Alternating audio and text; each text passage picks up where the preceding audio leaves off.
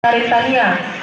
Lintasan 5 tim Kabupaten Sinjai, susunan perenang pertama Cynthia Dwi, perenang kedua Dina Bila, perenang ketiga Najwa Ahmad, perenang keempat dan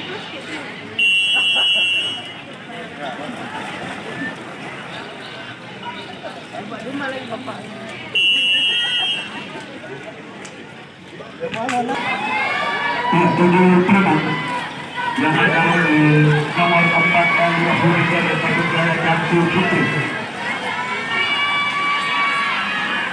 Kita masih kemudian siapa yang berada di urutan pertama, 2, 3 dan seterusnya.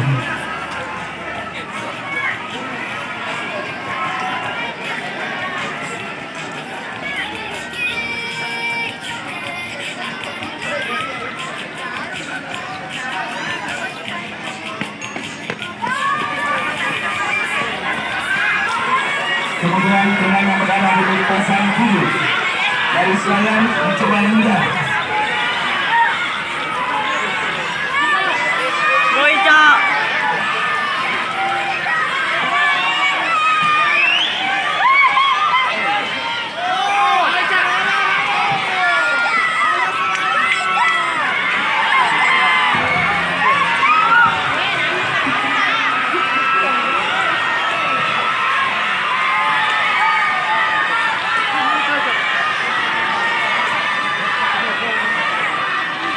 Masuk bersaing dengan 3 perenang lintasan 3, 4.